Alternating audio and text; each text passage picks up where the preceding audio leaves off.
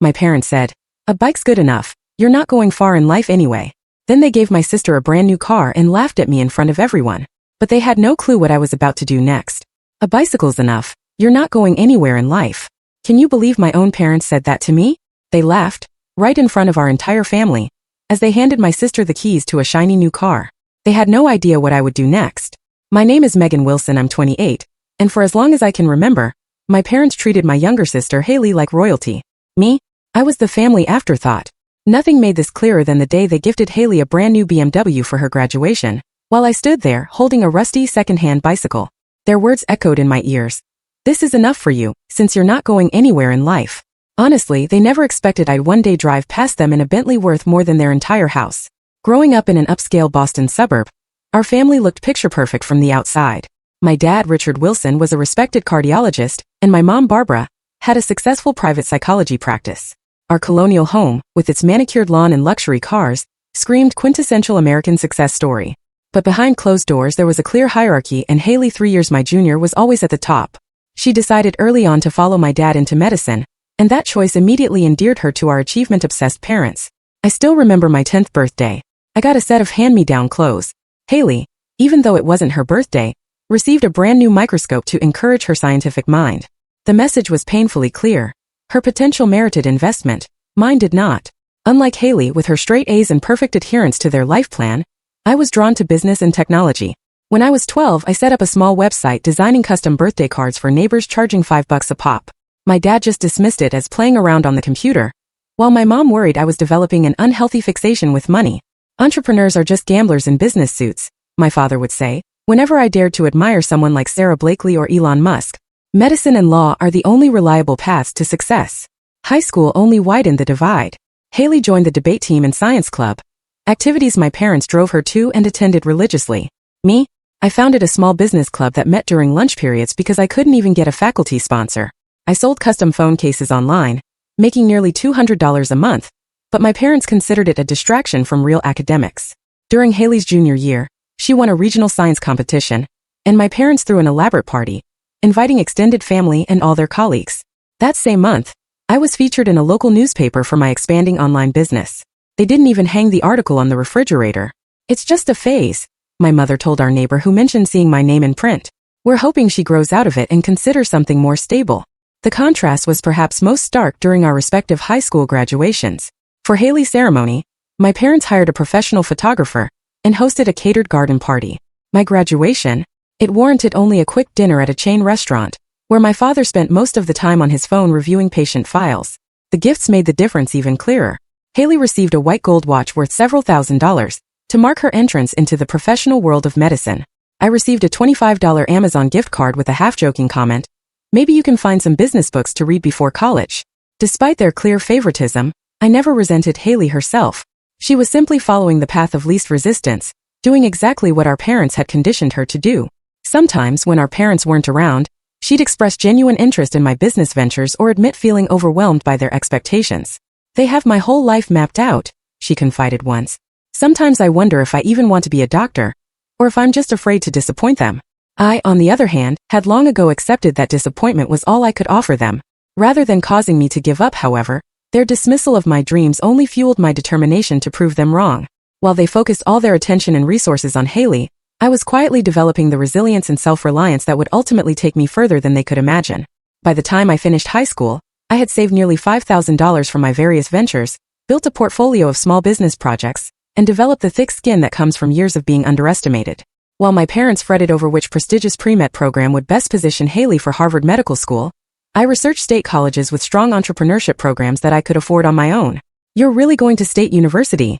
my mother asked incredulously when I announced my college choice. "Even with your grades, you could have aimed higher." What she failed to understand was that I wasn't aiming lower. I was aiming differently. I had a plan, and for the first time in my life, I was grateful they weren't interested enough to interfere with it. My first semester at State University was a crash course in self-sufficiency. While Haley moved into a luxury apartment near her Ivy League campus, fully furnished and paid for by our parents, I juggled a roommate in a cramped dorm, a part-time job at the campus coffee shop, and a weekend gig doing data entry for a local business. My parents covered Haley's tuition, meal plan, textbooks, and even gave her a monthly allowance for incidentals. Meanwhile, I pieced together scholarships, student loans, and my own earnings to make ends meet. The contrast couldn't have been starker, but surprisingly, I found freedom in their neglect. "We're worried about your focus," my father said during one of our infrequent phone calls. "Your sister is already conducting research with one of the department heads. What exactly are you doing with your time?" What I was doing was laying the groundwork for my future. While officially studying business administration, I was also teaching myself coding through free online courses, networking with tech entrepreneurs who visited campus, and continuing to build my online presence. By sophomore year, I had transformed my custom product business into Personalize It, a small e-commerce site selling personalized merchandise to campus organizations. Fraternities, sororities, and student clubs ordered custom t-shirts, mugs, and banners through my platform, which I managed between classes and shifts at the coffee shop. The business cleared nearly $1,000 in profit each month. Not life-changing money, but enough to reduce my hours at the coffee shop and reinvest in better equipment. I felt a quiet pride watching my site visitor numbers grow month after month, even if I had no one to share the milestone with. My breakthrough came midway through junior year when I took an advanced entrepreneurship seminar taught by Sarah Jenkins, a former tech executive who had successfully launched and sold 2 startups. Unlike most professors who focused on theoretical business models, Sarah emphasized practical application and real-world problem-solving. After I presented my e-commerce business to the class, Sarah asked me to stay behind. "You've built something real here," she said, scrolling through my website. "But you're thinking too small. This platform you've created could serve more than just college organizations." Sarah became the mentor I'd never had. She challenged me to think bigger, connected me with her network, and most importantly, treated my ambitions as legitimate rather than a phase to outgrow. Under her guidance, I expanded to serve small businesses and community organizations beyond campus.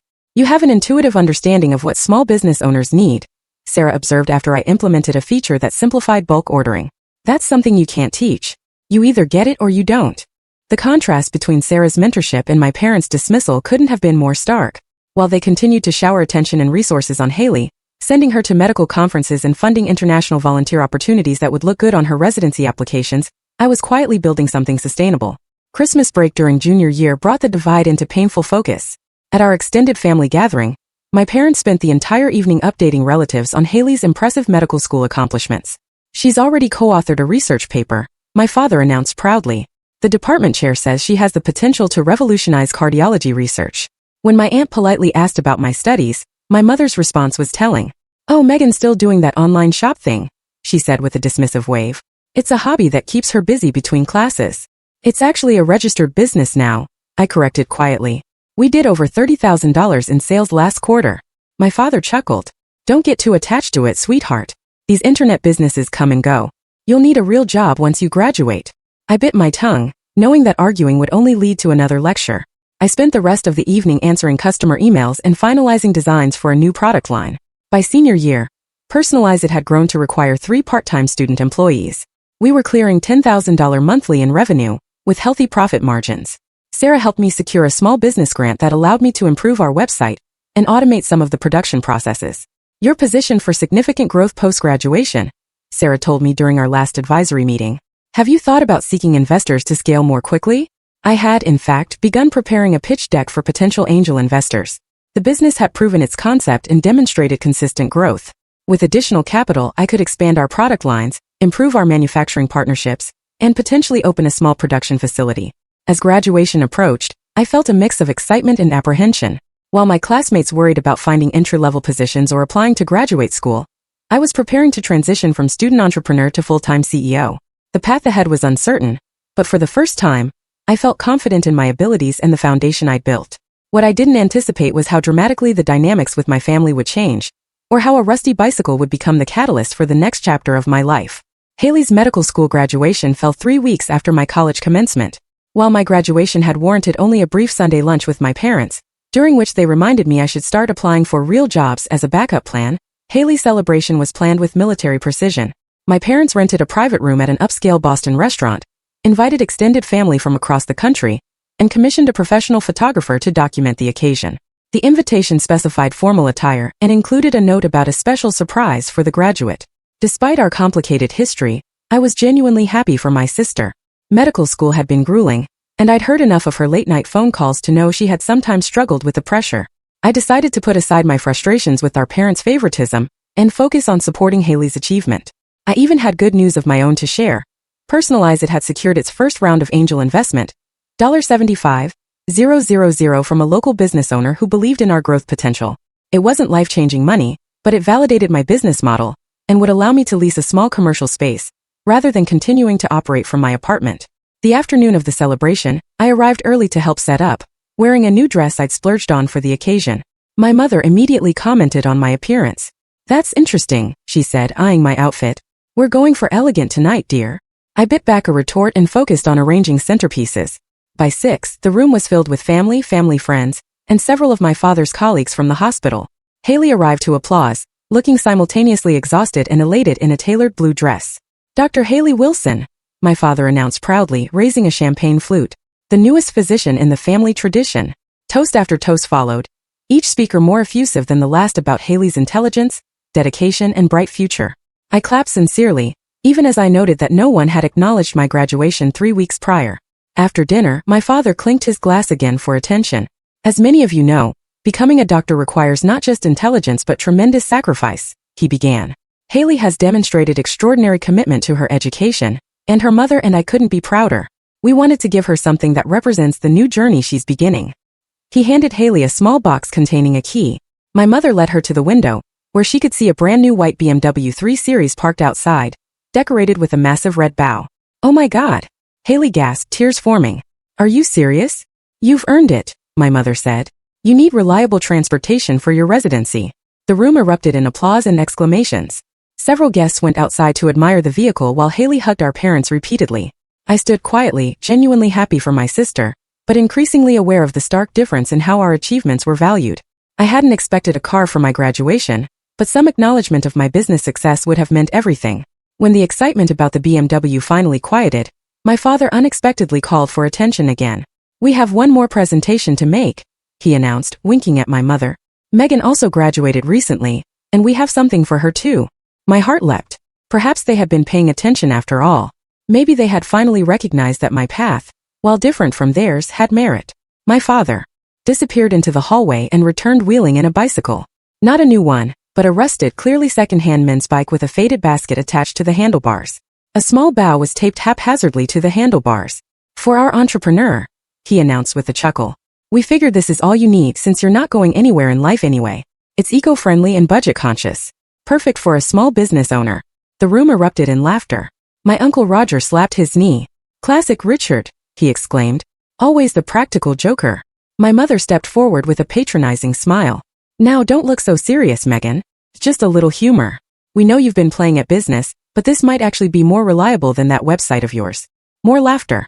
Someone took a photo of my stricken face. Haley looked uncomfortable but remained silent beside her new BMW keys. I felt as though I'd been doused in ice water. The casual cruelty, the public humiliation, the dismissal of everything I'd worked for.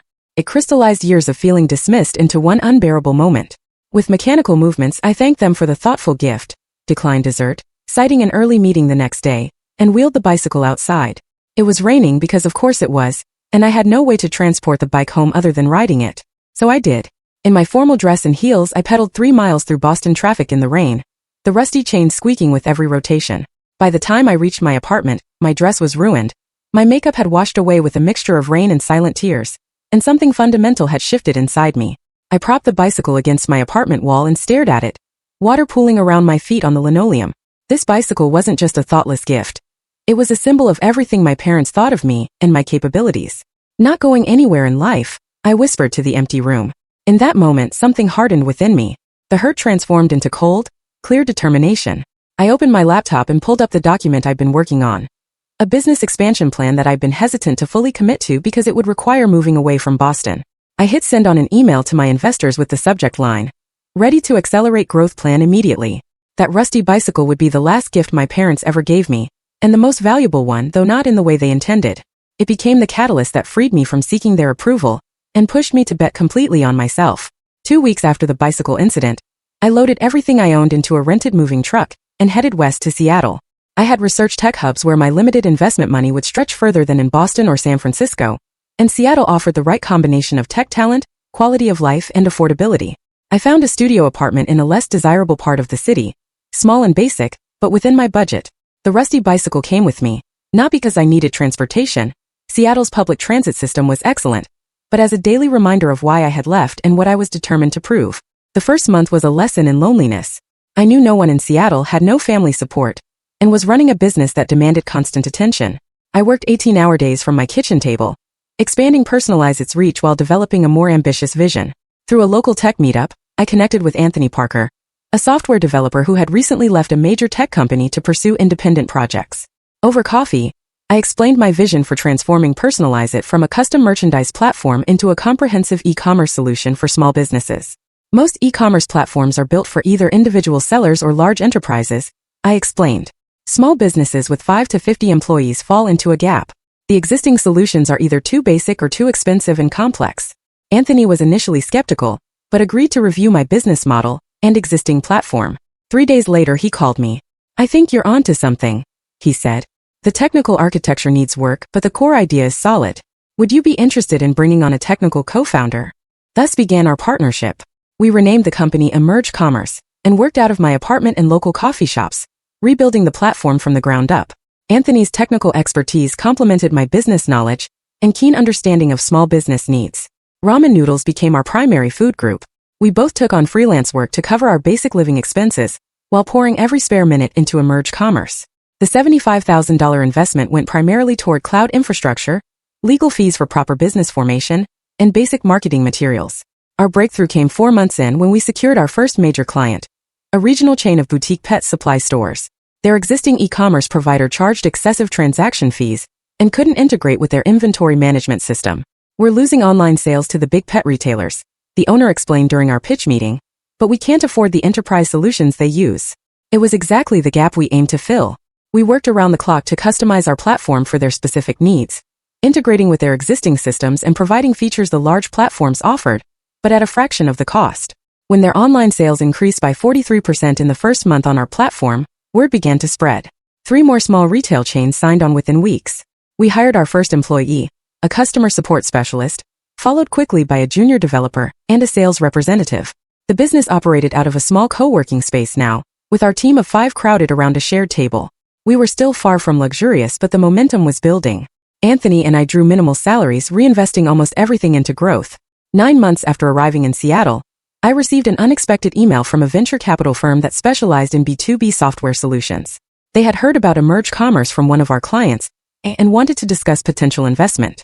The meeting was scheduled for the following week. I spent every waking moment preparing our pitch deck, financial projections, and growth strategy. The night before the meeting, I stood in front of my bathroom mirror in the same dress I'd worn to Haley's graduation dinner, now the only formal outfit I owned. "You're not going anywhere in life," I whispered to my reflection, recalling my father's words. Then I squared my shoulders and added, "Watch me."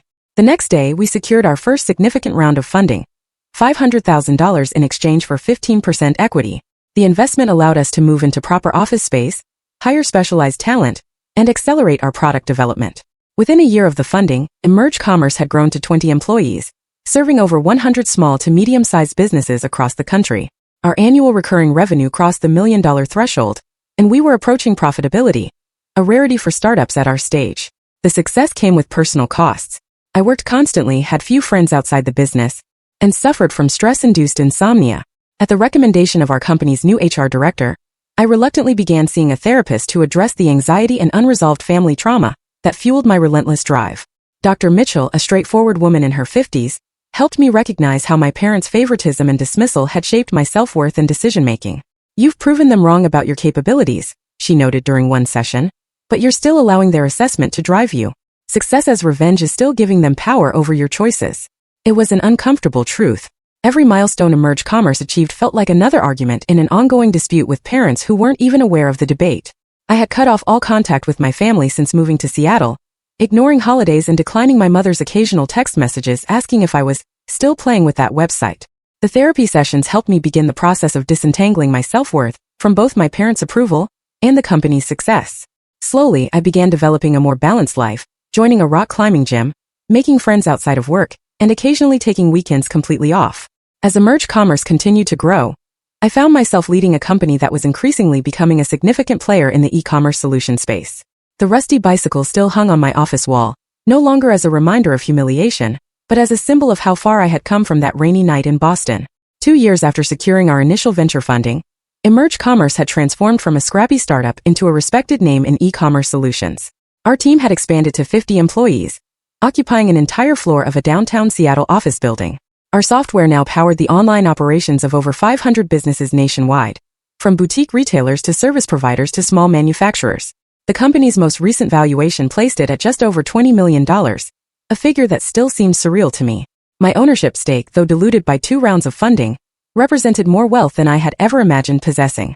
I had upgraded from my tiny studio to a luxury apartment with floor-to-ceiling windows overlooking Puget Sound, a purchase I made not to flaunt success, but because after years of working from kitchen tables and coffee shops, I wanted a space that felt both comfortable and inspiring. While the business thrived, I had maintained my self-imposed separation from my family. Holidays passed with new traditions among friends or quiet retreats focused on rest and reflection. I still attended therapy regularly, working through the complex emotions tied to my upbringing and finding healthier motivations for my ambitions. The unexpected connection to my past came through my cousin Jessica, who contacted me through LinkedIn after spotting my profile in a business magazine feature on tech founders under 30. "I almost didn't recognize you," she wrote. "No one in the family really talks about what you're doing, but this looks incredible. Would you be open to catching up over coffee? I'm in Portland now, so not too far from Seattle." I hesitated but ultimately agreed. Jessica had never been particularly close to either me or Haley, but she had never participated in the family's dismissal of my ambitions either. We met at a quiet cafe near Pike Place Market. After an initially awkward greeting, Jessica's genuine interest in emerge commerce helped ease the tension. "This is seriously impressive," she said, looking through our company profile on her phone. "Uncle Richard and Aunt Barbara never mention any of this. It's always just updates about Haley's medical career." "How is Haley?" I asked, surprised by my own curiosity. Jessica's expression shifted. "That's part of why I wanted to connect, actually. Things aren't great. Haley's struggling with pretty severe burnout. She's talking about quitting medicine altogether." This was unexpected. In our family narrative, Haley was the success story, the one who had followed the prescribed path to achievement. "What happened?" I asked. "She never wanted to be a doctor," Jessica said simply. "She wanted to please your parents. Now she's 3 years into a career she hates, working 80-hour weeks and having panic attacks in supply closets." I felt a complex mix of emotions: sympathy for my sister's situation, anger at our parents for their pressure, and a twinge of validation that their perfect plan hadn't led to happiness. Jessica continued with more family updates. My father had made several poor investment decisions, losing a significant portion of their retirement savings. My mother had scaled back her practice due to health issues. They had even downsized to a smaller home outside Boston. "They don't talk about it much," Jessica added, "but I think they're not as financially comfortable as they once were." Uncle Richard mentioned possibly delaying retirement. I absorbed this information with surprising detachment. There was no satisfaction in hearing about their difficulties, but no urge to reconnect or offer assistance either. The emotional distance I had cultivated served as an effective buffer. As Jessica and I parted with promises to stay in touch, I considered reaching out to Haley directly. Before I could decide, however, a new business development jolted my attention back to emerge commerce. Our sales team had identified a major opportunity: the chance to bid on providing e-commerce infrastructure to a network of medical clinics across the Northeast. The potential contract was worth millions and would establish us in the healthcare sector, an area we had identified for expansion. As I reviewed the prospectus, a familiar name jumped out at me. Among the affiliated practices was Wilson Cardiovascular Associates, my father's private practice, which operated in partnership with several other specialists and the regional hospital system. This wasn't just any contract. Winning it would put emerge commerce directly in my family's professional orbit. The ethical implications were immediate and complex. Would pursuing this opportunity be seen as leveraging family connections, even though I had none? Would it appear as though I was deliberately targeting my father's business world? After careful consideration and consultation with our legal team, I decided that recusing myself from the bidding process would be the most appropriate approach. I would not be involved in presentations or negotiations, leaving those responsibilities to our Chief Revenue Officer and sales team. However, I would not withdraw emerge commerce from consideration. The opportunity aligned perfectly with our growth strategy, regardless of the personal connection. The decision made, I threw myself into other aspects of the business while our team prepared the bid. 3 weeks later, I received the news. Emerge Commerce had been selected as the finalist, pending a formal presentation to the hospital board and affiliated practice representatives. They were particularly impressed with our small business focus, our CRO reported. Apparently their current provider treats them like an afterthought, because they're not enterprise level. The irony wasn't lost on me. I had built a company specifically designed to value businesses that larger players dismissed, much as I had been dismissed within my own family. "There's one complication," he added hesitantly. "They've specifically requested that you personally lead the final presentation. Apparently your background story from the magazine feature resonated with several board members." I sat with this development for several hours before making my decision. After years of separation, I would finally come face to face with my family again. Not as the dismissed daughter seeking approval, but as the CEO of a multi-million-dollar company they desperately needed. The symmetry felt almost too perfect, like the universe had orchestrated an opportunity for resolution I hadn't known I needed. Whether this encounter would bring closure or new complications remained to be seen, but I knew one thing with certainty. I would face my parents as my authentic self, successful on my own terms, and no longer defined by their assessment of my worth. The Eastern Hospital Network's headquarters occupied an imposing glass tower in downtown Boston, less than 2 miles from where I had grown up. As my Uber approached the building, I felt a surreal disconnect. This city had once been home, yet now felt like a foreign country I was visiting on business. My team and I had arrived the previous evening, checking into a hotel near the financial district. We had spent hours finalizing our presentation, ensuring every detail was perfect for what represented our largest potential contract to date. The deal was worth $4.5 million over 3 years, with the possibility of expansion to other hospital networks within the same healthcare group. "Are you nervous about the personal connection?" Anthony asked as we rode the elevator to the conference floor. In the years since founding Emerge Commerce together, he had become not just a business partner but a trusted friend, one of the few people who knew my full family history. "Not nervous," I replied, straightening my blazer. "Just focused on the business opportunity." He gave me a knowing look but didn't press further. The elevator doors opened to reveal a reception area where a group of people in business attire waited. My eyes immediately found my father, looking older than I remembered, his hair now completely gray. Beside him stood my mother, elegant as always, but with new lines around her eyes. And there was Haley, dressed in a white coat over professional attire, looking simultaneously polished and exhausted. None of them had noticed me yet. I took a deep breath, centered myself and stepped forward, my hand extended toward the man I recognized as the hospital's chief operating officer from our research.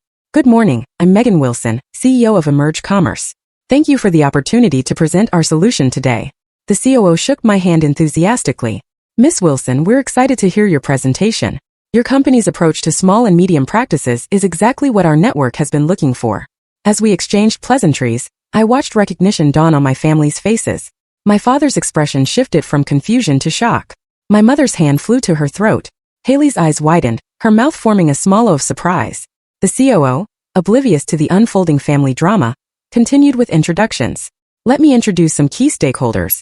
This is Dr. Richard Wilson, who heads our cardiology practices, and will be representing the physician perspective today." My father stepped forward mechanically, extending his hand. "Megan," he said, his voice strained.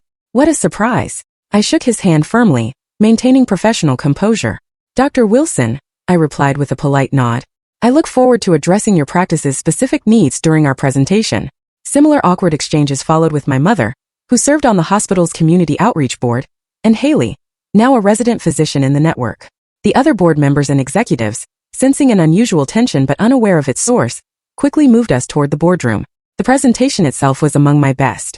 I presented Emerge Commerce's solution with clarity and confidence, demonstrating how our platform could seamlessly integrate with their existing systems while providing superior functionality at a lower cost than their current provider.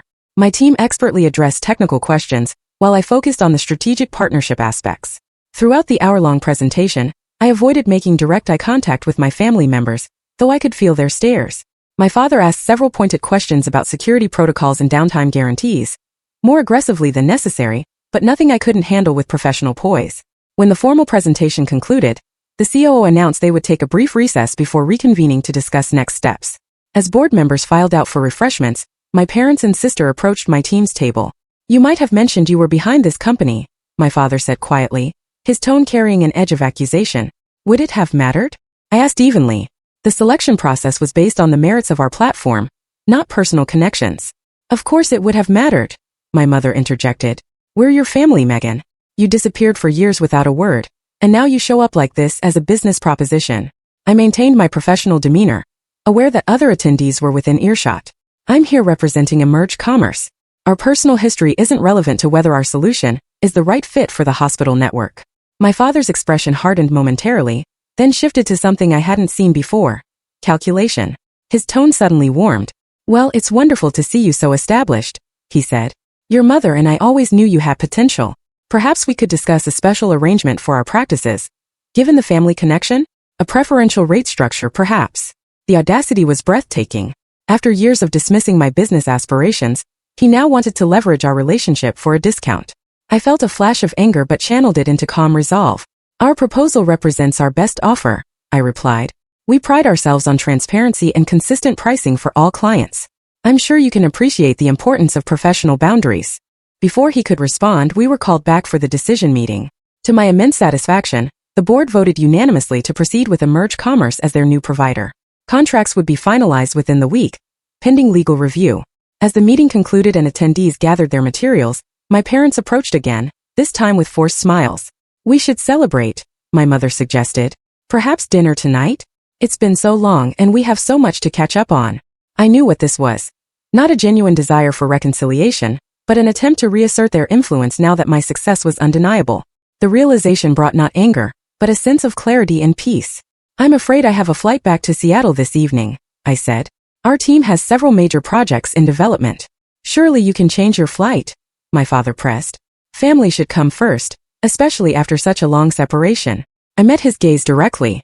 Is that what you believed when you gave me a rusty bicycle and told me I wasn't going anywhere in life? His face flushed. My mother looked away uncomfortably. That was just a joke, Megan, she said weakly. You always were so sensitive. I gathered my presentation materials and nodded to Anthony, who was waiting by the door. Thank you both for your consideration of our proposal. Our account team will be in touch regarding implementation. Outside the building, a sleek black Bentley Continental GT waited at the curb.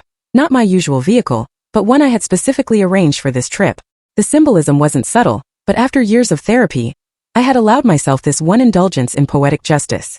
As I handed my briefcase to the driver, I heard my name called. Turning, I saw Haley hurrying toward me, her white coat flapping. Megan, wait, she called, slightly out of breath. Can we talk just for a minute? I hesitated, then nodded to the driver to wait. Haley approached, looking both professional and profoundly tired. I didn't know, she said without preamble. About the bicycle. About what they said to you. I was so caught up in my own pressures that I never stood up for you. I'm sorry. The sincerity in her voice caught me off guard. It wasn't your responsibility to fix how they treated me, I replied. Maybe not, but I could have been a better sister. She glanced at the Bentley, then back at me with a small smile. You really did it, didn't you? Everything they said you couldn't do. I did, I acknowledged. Though I've learned that success means more when you're not just proving someone wrong. Haley's smile faded. I'm figuring that out the hard way. I hate medicine, Megan. Every day feels like walking underwater. But I've invested so many years, so much of my identity. For the first time in our adult lives, I saw my sister clearly, not as the favored child who had everything handed to her, but as someone trapped in a life chosen for her rather than by her.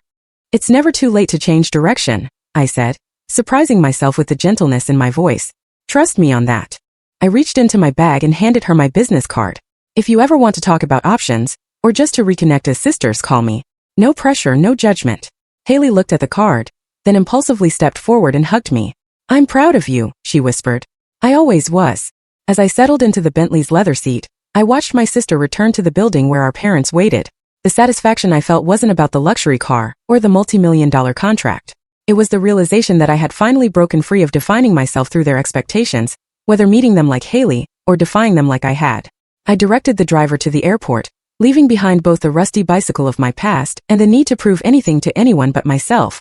6 months after the Boston contract, I stood at the floor-to-ceiling windows of Emerge Commerce's expanded headquarters, watching seaplanes take off and land on Lake Union. The view never failed to center me, particularly on momentous days like this one. The lawyers just confirmed all conditions have been met, Anthony announced, joining me at the window. The acquisition offer is final, $100 million, with guaranteed leadership positions for both of us for at least 3 years. The number still seemed unreal. A tech giant had approached us about acquiring Emerge Commerce to integrate our small business platform into their enterprise solutions.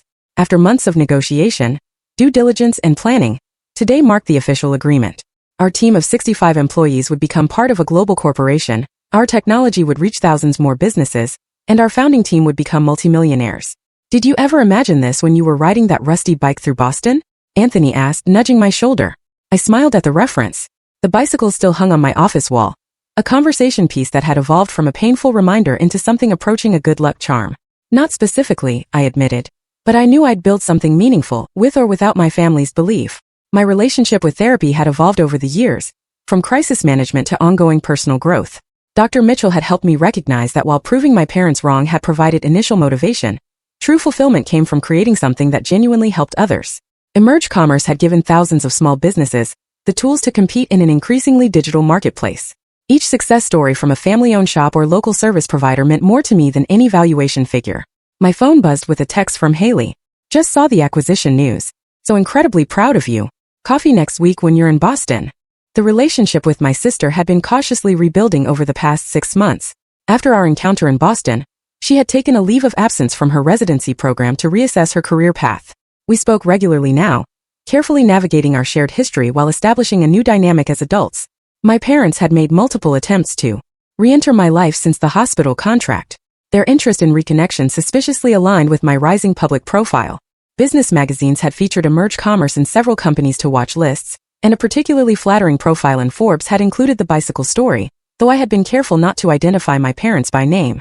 Your father called the office again, my assistant had reported last week. He mentioned something about investment advice. I had established clear boundaries around these contact attempts. I wasn't interested in a relationship based on what I could now provide them financially or socially. My mother's birthday card had included a handwritten note suggesting they had always believed in me deep down. A revision of history I wasn't willing to accept. Through therapy, I had learned that forgiveness didn't require reconciliation. I could release the anger and hurt without inviting the same dynamics back into my life. I had forgiven them for my own peace, but maintained the distance necessary for my continued health. The acquisition announcement triggered another round of outreach. Congratulatory messages that subtly emphasized our family connection now that it carried social capital. I responded with brief, polite acknowledgments but continued declining invitations for visits or deeper engagement. I've been thinking about what's next, I told Anthony as we turned from the window toward the conference room where our team waited to celebrate. Let me guess, another startup? He asked with a knowing smile. Not exactly, I said. I'm launching a foundation to support young entrepreneurs from unsupportive backgrounds, mentorship, seed funding, emotional resources, the things I had to find on my own. The Wilson Foundation would focus particularly on first-generation business owners and those whose families discouraged their entrepreneurial ambitions. I had already committed $10 million from my acquisition proceeds to fund its 5 years of operation.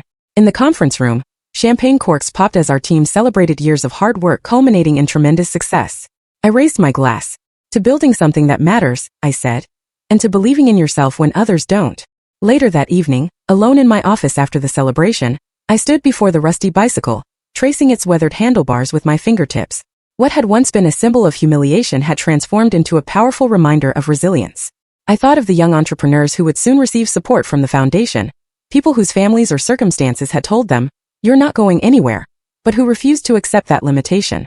In helping them navigate their journeys, perhaps I would find even deeper meaning than in my own success. The bicycle would hang in the foundation's office, I decided, not as a monument to family wounds, but as inspiration for those at the beginning of their own journeys. Sometimes the people who believe in you least give you the greatest motivation to succeed. But eventually, you learn to believe in yourself so completely that their opinions lose all power. I picked up my phone and drafted a message to Haley. Looking forward to coffee next week. I have some foundation ideas I'd love your perspective on. My sister had found her own path away from our parents' expectations, leaving medicine to pursue a master's degree in public health policy, a field she had discovered genuine passion for. Our shared experience of breaking free from prescribed paths had become common ground for rebuilding our relationship. As I turned off the office lights and prepared to leave, I reflected on the greatest lesson of my journey. Success isn't measured by the car you drive past your critics or even the businesses you build. It's measured by the peace you find within yourself and the positive impact you create for others. The rusty bicycle had taken me further than any Bentley ever could,